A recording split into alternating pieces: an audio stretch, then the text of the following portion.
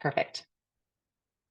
Okay, we are recording and we are live, and I'm going to come over and share my screen with you all.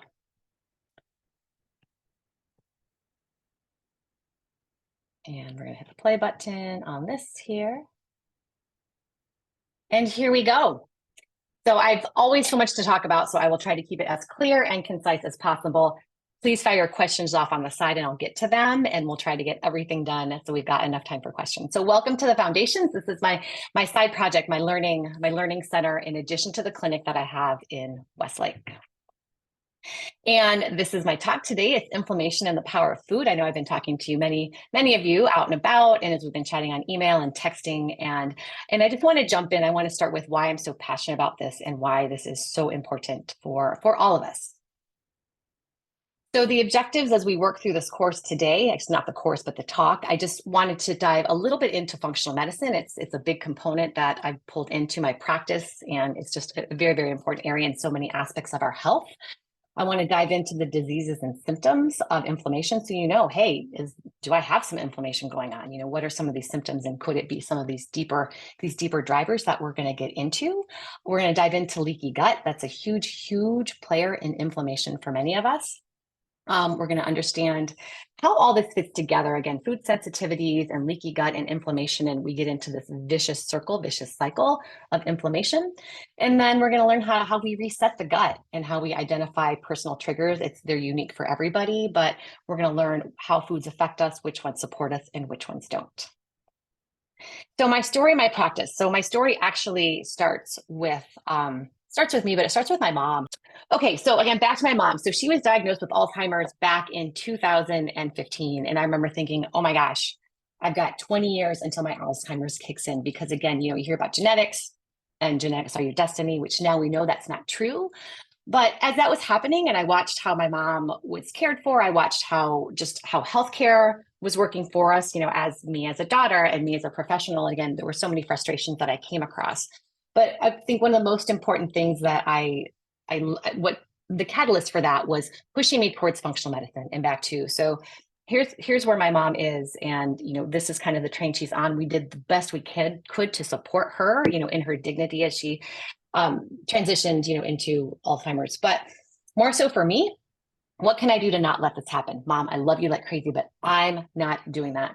So that really pushed me into learning more about functional medicine. I started to seek functional medicine practitioners. What can I do to keep my body as healthy as possible? So if I do have these genes, they don't express down the road. So that also pushed my interest kind of at the same time as I'm working with patients. Sometimes I wasn't quite moving the needle with them, and back to is there anything else going on that I need to know? So as I started my study into functional medicine, in which I certified just this past November, learning about myself, I also started to incorporate some of these concepts and ideas in my practice. So in addition to my mom, my other motivator, kind of my muse, if you will, is my friend Christina. And she was a patient of mine. Probably she still comes in once in a while, but about 5 years ago, she came in. And she had knee pain and had gone to doctors, and they wanted to do medications and injections, and it cost $6,000 to do this and that. And she's like, this really isn't addressing what my problem is. So she comes in, and I take her whole history. I look at all things, and there's pain in other areas. There's some other things going on, and it started kind of out of the blue. So I'm always looking to see, is it a mechanical thing that started, or are there other things? And hers wasn't like a really big mechanical injury. So that made me start to think about inflammation. And so as I took in all of her story, and I worked with her body, and I felt her, I said, I'm really good at what I do with my hands. I do a great job at restoring mechanics. I said, but I am quite certain that there's a deeper central inflammatory piece going on, right? Because there were other aches and pains and some other things. And, she was struggling with her weight. So I said, I know this is a hard thing to do, but let's start talking about your diet. I hadn't done that in my practice very much. And so for her, I didn't know the elimination diet back then, but I knew, gluten, dairy, some of those big offenders. I said, let's explore dairy. Let's explore gluten. And she was one, she had to take it in baby steps. And she's like, but you tell me what to do and I'll do it. So it was really exciting to see her embrace it and really start to own it. Granted, she did one at a time, but how then she'd like try it again, or she'd reintroduce it in her own way, and she's like, wow, my knees really, really hurt after I ate gluten the other day. And I feel that was the most important thing for her to understand, is how foods affect her system. So she really ran with that, and one thing turned into the next, she was learning how to read labels. And even though I'm eating gluten-free, some of these gluten-free foods are still have all these refined foods in them, these processed foods in them. So just because it's gluten-free on the label doesn't mean that that really is a good thing for my cells. So fast forward 5-6 years later, and that's the testimonial that she shares on the page. She's lost quite a bit of weight. And again, that was never the intention. But again, that's the bonus of when your cells are working better and you're decreasing the inflammation in her body. I don't see her very much at all in the very beginning. I saw her quite a bit. I see her maybe once a year for a check-in or a tune-up. So what's your story? Again, I've talked to several of you, and just we all have things, right? Life comes at us, and injuries and illnesses and whatnot, and we live in such a toxic environment. And some of us have more involved things, like maybe we're in a disease state, or the picture on the right, like maybe we've got some active some joint inflammation, some things going on, or maybe we just want a little more energy and we want to be able to play with our kids more and just maybe feel more comfortable in our skin suit, feel comfortable in our clothes. So just kind of think about just where you're feeling, where you're at, and where you'd like to be, and where you'd like to see your life in 3 years and 5 years. So functional medicine, we've got conservative traditional medicine, which everybody knows. It's very symptom-based and medication-based. Functional medicine, we look at the whole person, and I'm going to talk about the tree. I wish I could make it a little bit bigger for you. But again, at the top of the tree there on the right, you've got all of your specialists. And so you go to the Cleveland Clinic and you've got your cardiologist, your endocrinologist, all of these parts and pieces and their silos. And there are times when you do need to look microscopic, but we weren't designed to just have one system work by itself, or one piece work by itself. Again, we talk in functional medicine about the web. So again, look at the top of the tree, put spider webs all over it, and you pull on one side. So sure, maybe the cardiovascular system is taxed, but then you also see how it will pull on the other system. So one system will affect the rest of them, and vice versa. So it's not enough to just look at one system and one symptom. We look at the bigger picture. So as you work yourself down the tree, we go in, here's signs and symptoms, right? Okay, so here's what's going on at the surface. Here's how things are manifesting in the body. And again, that's where Western medicine tends to treat. We go a little bit deeper into, so how's the body working? So how are the different processes? How are you digesting foods? What's your inflammation? How's your mitochondria? How's the transport of hormones? They really, really deep dive into its organic chemistry, microbiology, again, all of these cellular processes that are happening all the time. So we dive a lot deeper into that. Another really exciting piece that we do in functional medicine, and I incorporate in my practice as well, is the concept of the timeline. So everything that happens to you throughout your life is accumulative. So, antibiotics when you were little, most of us had ear infections, had a lot of antibiotics. We were raised on the standard American diet. So we were raised with, a lot of processed foods. I was raised on McDonald's and Kentucky Fried Chicken and Coke, which turned into Diet Coke. But even each illness, each injury, so things accumulate. And what happens, the concept is called allostatic load, is, we accumulate so much, and then we get to the point where the body says, I can no longer tolerate anymore. I can no longer accumulate anymore. And then either it finds more ways to adapt, and that's where we get into, here's these other diseases, which, as I look at some of my patients, a couple of my Alzheimer's patients, as I've unpacked their stories, like here they are in their, 60s, 70s, with full-blown Alzheimer's. But you look back, here's the cholesterol, here's the high blood pressure, here's the thyroid issue, here's the car accident. So you look and you can see, here's how they got there after all of these accumulations, insults to the body. So genetics, as we go further down the tree, those are the antecedents, triggers, and meteors that we talk about, go a little bit deeper, and we go into genetics. So everyone has their own genetic makeup. And back to, as I mentioned earlier with my mom and Alzheimer's, just because we have particular genetics doesn't mean it's going to show up, but our genetics absolutely does play a role in all of this as well.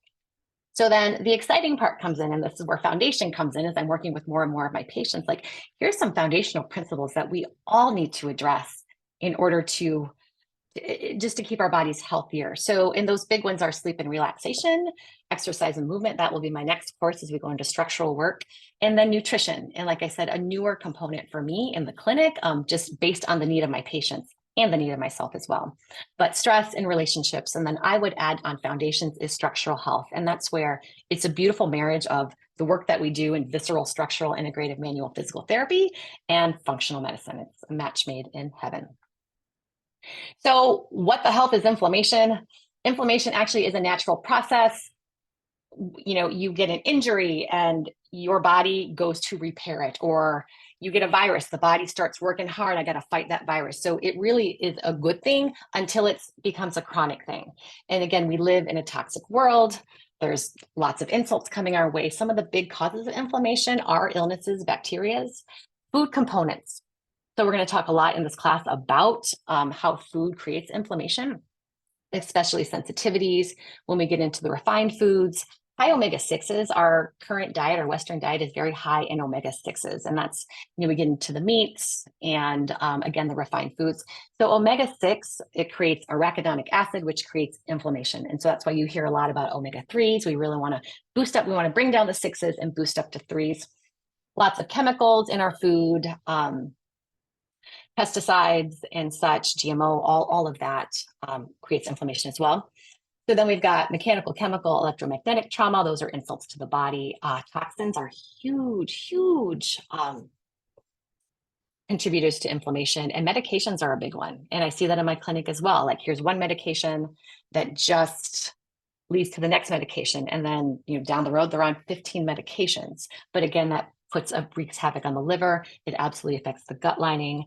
Our cookware, what we use to cook, and skin products. So again, these are all things for us to start to be aware of. Here's these other contributors to inflammation in our body. Free radicals, those are natural processes, and that's why we like to reach for antioxidants, those antioxidant foods, to decrease the free radicals, because free radicals, they promote premature aging, which that is in my genetic profile. I'm not happy about that one, but we'll talk about that later. And then stress. So again, it causes damage in the tissues and the cells, and what we're going to talk about is leaky gut. So all of these diseases, I'm not going to list them all, they're right there, but so many of the chronic diseases we have today, there is that common factor of inflammation, and we can absolutely address inflammation. So again, in the clinic, and here's where kind of things come about as I go further into functional medicine, and as my practice, I started treating mostly pain, back pain, neck pain, whatnot. And then as my work evolved into more visceral, as we work inside the container, we work the organs and the nervous system, and then bring in functional medicine, I'm treating more GI. I treat hormone, I treat anxiety. So I really treat everything back to, especially people who haven't been served well in more of those clinic models that have specialties only, because we look at the whole picture and the whole person. But as people come in for one thing, as I do their intake, I'm listening and I'm looking to see, is there anything else going on? And often there's other things like, oh, there's the high blood pressure, there's the thyroid piece. And as soon as I start to see those other pieces, I think about, here's the inflammatory component. And again, what I said before, right? Like I'm an amazing manual therapist. I'm very good at what I do, but sometimes I see that inflammation be a barrier. And for some it's more, for some it's less. Yeah, excellent. I think we're good.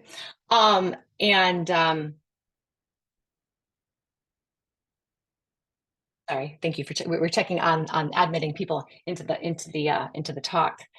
But anyway, back to when do I pull that trigger on to start talking inflammation? Because I don't talk it on the first date. Like we start talking, you know, how involved is the inflammation or not? You know, we talk about it, but do they need the elimination diet on day one? So again, what I start to see is, am I moving the needle? Like maybe I'm treating someone with back pain and wow, they're moving better, but they're still having pain. All right, we've got a deeper inflammatory component. Or when I treat something and it comes back, gosh, it keeps coming back.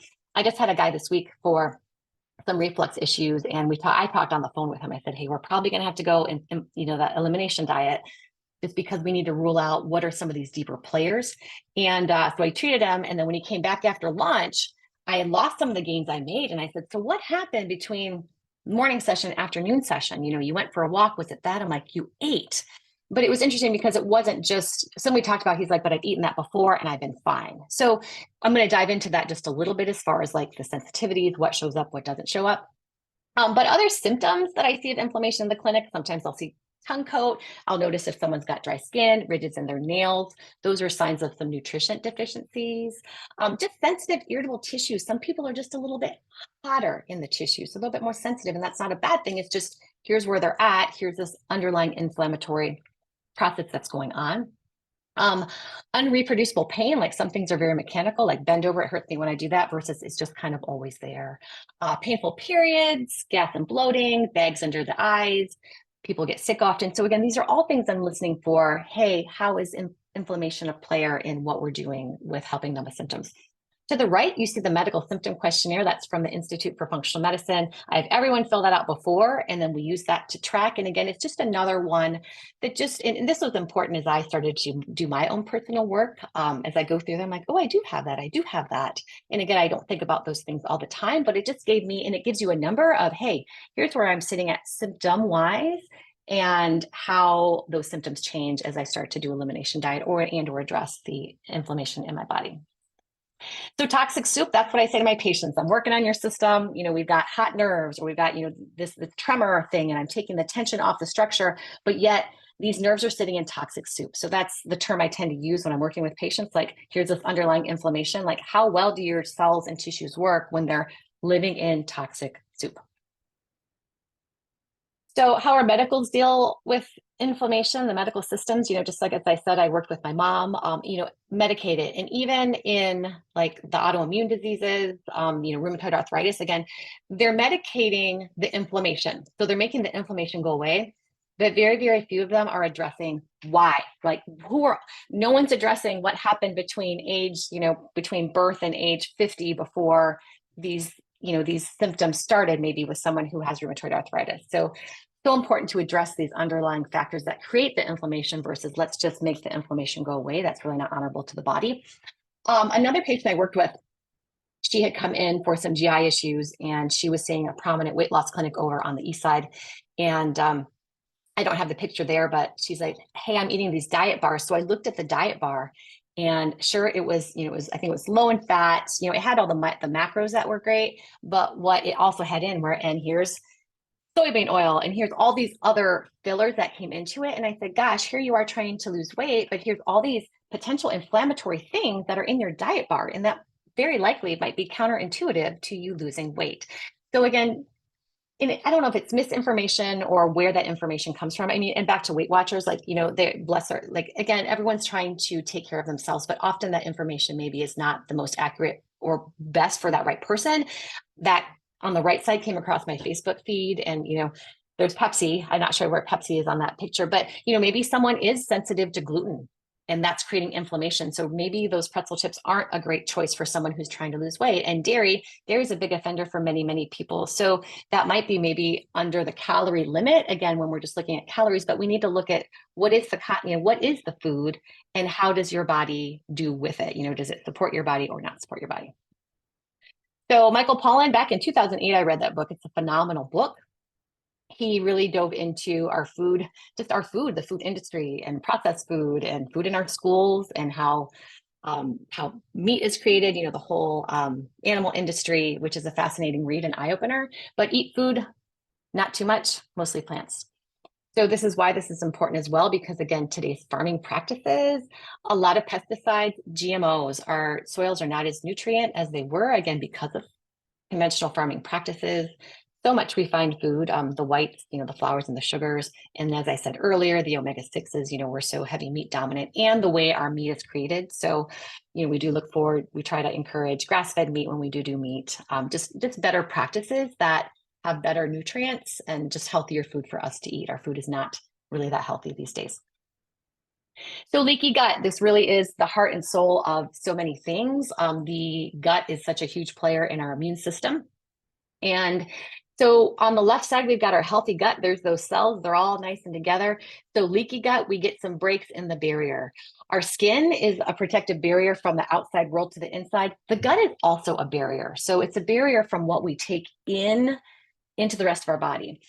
So what causes leaky gut? Again, antibiotics will knock it out. Alcohol knocks it out. Those processed foods and the standard American diet, stress will create leaky gut, toxins, disease. So it doesn't take much for your gut to get a little leaky. And what happens is, I'm going to wait on that admit. Sorry, Jesse. Again, thank you for your patience with as I admit people into the room. So what happens is, so we got leaky gut, right? And so there's these little holes in the wall. And maybe we had some antibiotics and then we went on a popcorn bender and ate lots of popcorn. Well, what happens is some of those microscopic food particles get through the lining of the gut into the body. And so the body says, oh my gosh, this is not supposed to be here. What is this? And so then the body starts producing antibodies. It thinks it's an invader. So it starts to create this inflammatory process.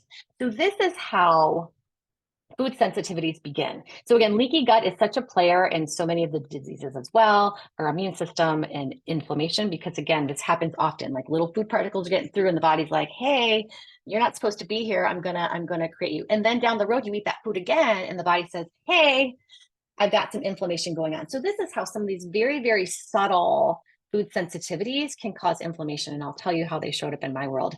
But leaky gut also leads to nutritional deficiencies. And that's also a huge player in the health of our system. Uptake of toxins, again, that barrier is not solid.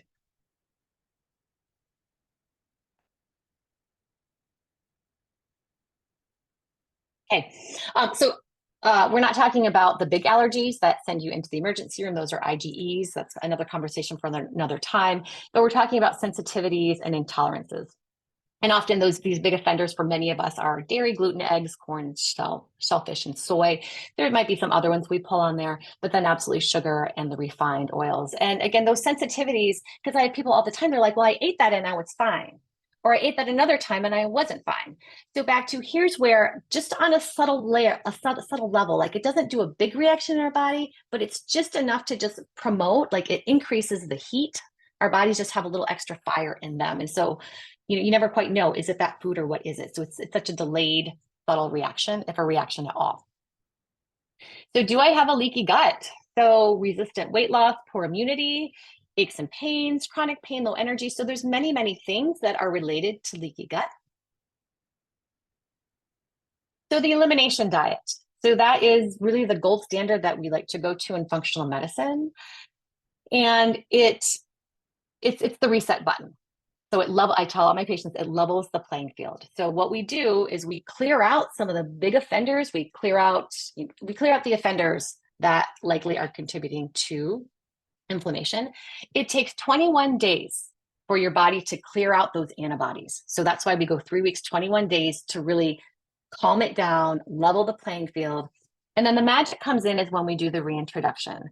And this is where I feel, I'm going to talk in just a minute about Whole30 and some of these other programs. It's the reintroduction is the magic, because again, removing things is great, but we want to know what specifically for me or for you are those contributors. So on that first day after reintroduction, so first off, you notice, how are you feeling? And I'll talk about what other patients have felt as they started elimination diet and then what they noticed at reintroduction. But at reintroduction, you take, what's that first food that you want to eat? Like, I really want to eat eggs.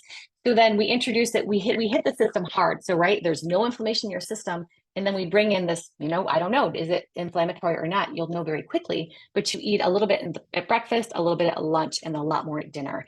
And then you'll know pretty quickly. I knew right away, like I knew probably within an hour, like, oh, that one did not go well for me. And actually for me, it was eggs. It was fascinating because I'll go into my story in just a minute, but I had no idea that was going to be something that I reacted to. I was very mad about it. But the great thing is now I know, okay, this is inflammatory to me. I leave it away. I put it away for a little bit. And maybe in 6 months, I retry it again after my gut has healed. I've removed the offenders, my gut can settle down, and then maybe I can reintroduce it down the road. But you very quickly learn, okay, how I feel with this versus how I don't feel. And I think that's the most important thing to make changes, right? Like, I'm going to eat this, but I know how I'm going to feel afterwards. So Whole30, I had a couple patients do Whole30. I did Whole30 myself. I call it Whole27. But the thing about Whole30, we do keep meat and eggs in it because, again, it's very protein, little low, no carbs, no grains. But we don't do reintroduction in Whole30. And correct me if I'm wrong, I didn't, nor do my patients. And I think that's the most important piece. Again, get that inflammation down and test them out. We want to know who are your players? Who do we need to get rid of for a little bit while your gut heals? And then maybe you bring them back, maybe you don't. I've had a couple of people on keto. And again, we're not identifying who these players are. And then back to gluten-free, that's just one piece of the puzzle. Even when we're gluten-free, sometimes we're eating, you look at the ingredients on your gluten-free cookie or whatever that is, and maybe here's some of these other inflammatory ingredients in those foods. So we identify the food triggers, that's the biggest piece. We reduce inflammation. It supports our microbiome. Again, the good and bad, the good healthy bacteria. And there's some bad bacteria, but we just don't want too much of the bad. We want to support the good bacteria, and that's through the foods that we eat in the elimination diet. All the phytonutrients, the antioxidants, we reduce the toxic burden because we're watching how we cook and what we cook with. We want to reduce the chemicals that we are around and that we consume. There's no calorie restriction. We're not counting calories. We're just trying to get inflammation down right now. Identify who are your inflammatory players and promoting your body awareness. Really just, how do I feel when I eat that? Really just noticing how your body feels is so, so important to make those changes. And it's not forever. The goal is to bring foods back. I mean, some foods are probably a never. Like for me, dairy is a never. I still eat it once in a while. And I know here's how I'm going to feel for the next 2 days, but that's a choice for me to make. So objections. So I fought this for a long time. I was already gluten-free, dairy-free, sugar-free. I'm like, what's left? What's left? I'm not going to have anything. And it wasn't until it was just a summer ago and I was feeling pretty low mood-wise. So I was struggling for help there. And then I was drinking quite a bit over the summer. I had a mold exposure and I ended up with appendicitis and had my appendix removed. So that was a week before I went to see a new hormone doctor out in California just to help me with moods and hormones. And she's like, Jen, fatty liver showed up on your CT scan. I was mad about that because here I thought I'm pretty healthy, right? I'm gluten-free, dairy-free. I'm eating really well. Well, I still had some pieces that were contributing to inflammation. I definitely had to watch that alcohol piece for me. That was a hard part for me. But I fought it for a long time. And then it wasn't until I did it. And I'll tell more, back to how I introduce things. I'm really grateful that I did it. And that was where this is so important. And I need to use this with my patients more often. But here's what people have said. And these are just legit, right? It's not easy to do the elimination diet. It's not easy to make these big changes for, a month and a half. But why can't I just do the blood test? And I had the blood test done where they do your food sensitivities. I had that done probably 5-6 years ago. And it showed up just some random things. It showed up, I think, yogurt and dark chocolate, but it didn't show gluten. I'm like, well, I'm fine to eat gluten because it didn't show up on my food sensitivity test. So I found some inconsistencies there. Some people come back with 30 things on their food sensitivity test. But then when you think about how leaky gut happens and so here's these sensitivities, and that test just showed you the sensitivities. Well, let's heal the gut. Let's find out which ones are the true sensitivities versus, are they all true ones or are they not? Do they need to test every one of them? But again, that test alone, first off, doesn't test how your body, it didn't level the playing field, right? So we need to level the playing field to really test to see how these are. And then maybe down the road after they do that and heal their gut, you won't have 30 different food sensitivities. So again, awareness, we talked about Whole30. I don't like cooking. So the excuse I had the other day is, hey, I'm really busy. I've got 2 kids. I don't like cooking. I don't want to put this, this on my wife, ask her to cook more. And I'm a single mom with 2 kids and I run a private practice and I don't like cooking. So back to, it is a commitment. We don't have to cook. Like there's ways and we've got hacks. Like here's how you hack this one. Here's how you hack that one. Here's how you put this together to get the nutrients that you need in your body. Here's how you avoid this. Here's how you tweak things so that your family is also eating some of the foods you eat. Or if not, here's a simple meal for them. And then here's the meal that I put together. So again, there's ways to do it. It is not easy, but there's ways to do it. I had a couple patients, I'd rather die than give up sugar, which is super cute. But legit, right? Like I was upset when I went gluten-free. I'm like, I love my pasta. And I was really upset to let that go. So there was a mourning process for me. There was a little bit of anger in it. I'm like, gosh, why am I so sensitive? But to feel better is worth it. And again, I feel like you really need that time to say, hi, I feel a lot better as I decrease the inflammation. Like we need to feel that in order to own it and commit to it. So super busy. I'm already eating healthy. I thought I was eating pretty healthy, but I still had some work to do. My patient, Lauren, she shared her testimonial on the site as well. And her eyes were open too. She's like, I really thought I was eating really healthy until I really looked closer into what I'm consuming.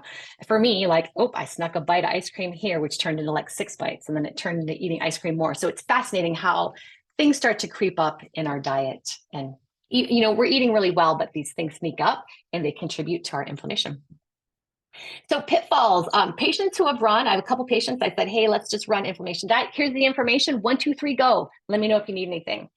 So a couple of them, they got really overwhelmed right away. Jen, there's so much information. I'm trying to read labels. I don't know what to eat. And it created more stress and anxiety. And that was counterproductive because as you look, further back in the presentation,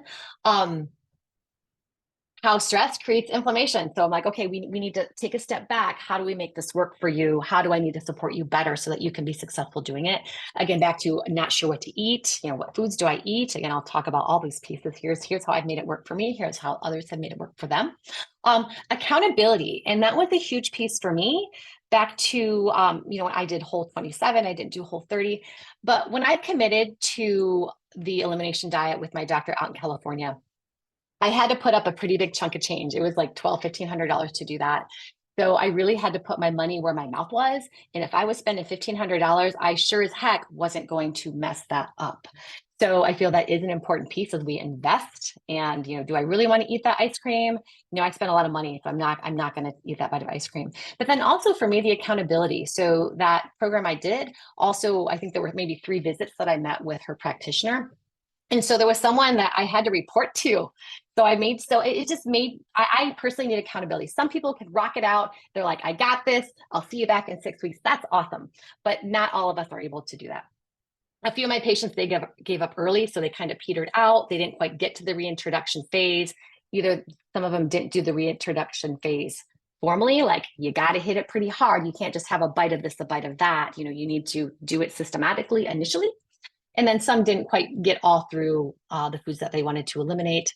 Social distractions, right? What do I do when I'm out and about? I've got birthday parties coming up or whatnot. And then just the distractions and temptations. Just the other day, there's my boys. Hey, can I have a bite of that? Here you go, Mom. Hey, can I have another bite? And then I finished eating the whole thing. And actually, it was terrible because it was this vanilla Nerds flurry. Nerds are terrible, but I just, you unleash the Kraken. You take one bite and then 2 bites. And then next week I did another one. So that's how, right?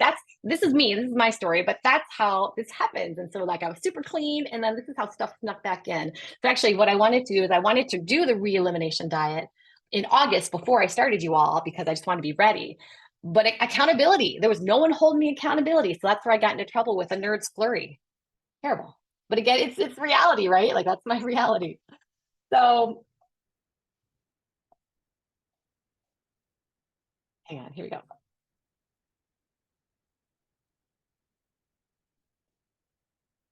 Got it. Yep. All right. So this is why I designed the power of food. So here's the program, right? So there's elimination diet. I just give it to people. Some people made it, some people didn't. But I really wanted, I want to be your cheerleader. So I created this course because I want more people to do it. I think everyone, even my patient, Lauren, she's like, I think everyone needs to do this at least one time in their life. I think we all need to do it at least once a year. Like just hit the reset button. Again, as I said, right? Things start to accumulate in our bodies again. Things creep back into our diet. I gained 5 pounds this summer. I'm like, oh, look at the stuff creeping up. So I do need to hit a reset. So it's rooted in the elimination diet. We're learning about the foods that are irritable to us. We're nourishing ourselves. So we're really diving into, hey, what foods support us? I'm going to take the time to put some good foods in my body. I talk to patients and myself as well. Like, oh, I find myself eating my kids' leftovers. Like, no, I'm going to put nutrients in my body because I am worth it and I need to take care of myself. And the biggest thing is support and accountability. So it's 8 weeks. It's going to be 3 weeks elimination, 2 to 3 weeks introduction, depending on how you're doing, where you're at.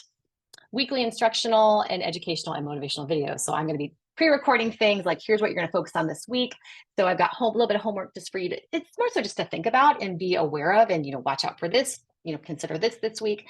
We're going to do pre and post assessments. Again, the MSQ, we'll all do that MSQ before. We'll do it afterwards to see how our symptoms change, how our numbers change. We're going to do weight and BMI, a couple other things we'll look at as well, just to see, did we move the needle? How well did we, how did things go for us? And again, it's different for everybody. Some move pretty quickly, some are a little bit slower, but then we'll talk about, if things aren't going well, what do we need to do? So we'll troubleshoot, we'll problem solve.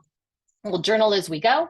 We got Facebook groups, so that's where we're going to live. Questions can live in there. It's a place to cheer each other on. Hey, I got a great recipe or I just made this up. I just want to share it with you. Like this was super easy, or I found this great recipe. So just a great place to cheer each other on in there.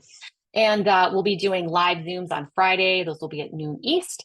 And again, we're just going to check in. How's it going? What'd you work on? Do I need to pick you back up? Did you have a little stumble? That's okay. And then questions, answering, troubleshooting. And again, those will be recorded. So if you can't make those live, they will be in the platform for you to access. Time commitment, that was a question I had this morning, a great question. Um, as far as the lectures that I'll be giving and then the Zooms, maybe 1 to 2 hours a week. If that, again, you can watch that stuff at your leisure and pick it. It's not going to be a ton, but you can kind of work through it as you have time. Grocery shopping, I'm a big fan of delivery. Again, I'm a busy single mom, so I'm grateful to have some delivery. So my grocery shopping doesn't take a lot of time, but if you go in person, it takes a little bit longer. And actually, you're going to want to go in person because you want to spend a little more time reading labels. And there's Logan. We were just in the grocery store the other day. Hey, Mom, Pop-Tarts have 4 grams of protein. I said, but let's look at the rest of the ingredients that are in there. So food prep, again, I said I'm not a huge fan of cooking. But we do need to spend some time just to plan, like, what are you going to eat today? Because the worst is when I've got nothing to eat. I'm hungry. Oh my gosh, there's the bag of chips. That's what happens. So here's the course outline that's on the website. Again, the first week is just getting us ready to go, setting us up for success. And then 3 weeks of elimination diet. During those weeks, I'm going to talk about detoxification. I'm going to be talking about microbiome, some other pieces. Then we go into reintroduction. We'll talk about healing the gut lining, and then we're going to celebrate. And then we'll talk about, so what happens after? Like, what do we do after elimination diet? Where do you go with that? So additional benefits, right? Mindset and awareness. Just really, before you pick something up, why am I going to eat this? I make macaroni and cheese for my kids. That's just what I do sometimes because that's what I'm able to do. But in there, I'm like, I'm about to take a bite. I'm like, no, really, Jen, do you want to eat that bite of macaroni and cheese? Gluten is not good for you. This really is not full of nutrients, nor should I be feeding it for my kids. But that's a different story. But just that mindfulness and awareness, as we think twice before what we put in our body. We'll talk about supplements, like I said, detoxification, transitioning. The concept of genetic expression, I've been getting into genes quite a bit more. There's actually a program that I send out and it comes in. And it's really interesting because both myself and a couple of patients, you're able to learn what some of your playing field is. Like, here's the cards that you're made of. And just for an example, for me, I have the gene for high cholesterol, but it's really cool because I don't have high cholesterol and I attribute it to here's how healthy, I've been eating over the past 5 to 6 years. So it's just exciting as we decrease inflammation in our body and we are more aware about the foods, we really can minimize some of these diseases that, most doctors will say it's just part of aging or it's inevitable. And then again, breaking food addictions, right? Like, there's the crack and you take one bite and then you want more and then you want more. The same thing happened to me with alcohol. Like, I was doing really good in August. I made it 2 whole weeks and then, I just had 1 glass. And then that turned into another. So we're going to break those food addictions once we come out of that, because our tongues really get primed. We get primed for sugar, primed for alcohol, and we're going to break those addictions. Again, the benefits of decreased inflammation, energy, let's slow down the aging process. Let's just help ourselves be as healthy as possible. And again, as I've run some patients within, and again, it's different for everybody, but within, I want to say the first 3 or 4 days, one of my patients, very quickly, she's like, my energy feels better. One of them came back and said, my eczema is better. And this is before they got into reintroduction. I noticed my mood is better based on what I eat. A couple patients, they've lost weight as they've done it. So again, as we go through that, these are what some of my patients have experienced throughout the elimination diet. And is this for you, right? Are you ready? So again, are you ready? Because it does. I've got a couple patients that are like, I'm not ready to make these changes. I love my pasta. I'm not ready to let that go. And that's fine. Everyone's at different stages in their health journey. So are you ready to make some changes? Because we do make some changes, and sometimes they're permanent changes. Sometimes they're temporary changes, but they might be permanent. Do you want to feel better in your body? Some of us were feeling great. Some of us don't realize how good we can feel until you go off of it. And we say, wow, I had no idea how much better I could feel, because again, that's just our status quo and that level of inflammation. Some of us have health conditions going on already, GI issues, some chronic pain issues. Some of us don't. You want to prevent health issues. Again, like I said, the whole concept of genetics as well. And then taking better care of our families. And we'll talk about this in the class, like how I handle this with my boys and, what I'm teaching them and how they're learning about the power of food. And, as they go to school and there's pizza parties and all things, so important to teach our kids. And then also just to model for our kids. And, they're not going to eat exactly how we do, but they're listening and they're paying attention to everything that we're doing. And I'm willing to do some light cooking. I don't love cooking, but I'll do just a little bit here and there. If you do, that's fantastic. We'll support you with that as well.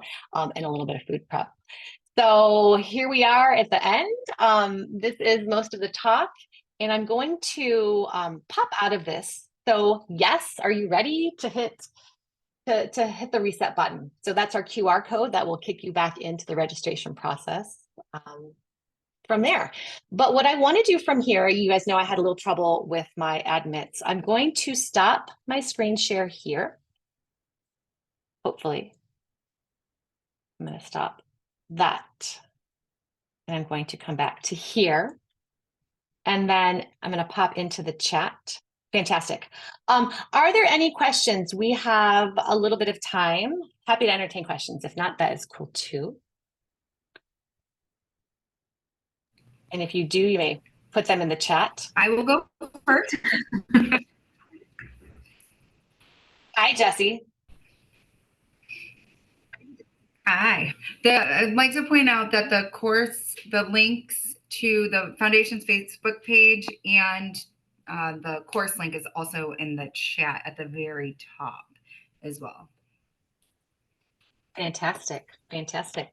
Thank you all for coming today. Thank you for cheering me on, supporting me. I'm cheering you on and supporting you as well as you look at your health and what you want to improve, where you want help, however I can help you. So I look forward to seeing you in the course. Hope to see you in there.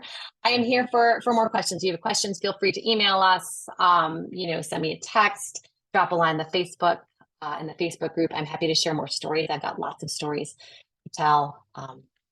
I'm curious about all things, and I just want to empower both myself, empower my family, and empower all of you to take better care of yourself. Okay. Thank you so much for coming. Okay. We'll see you soon.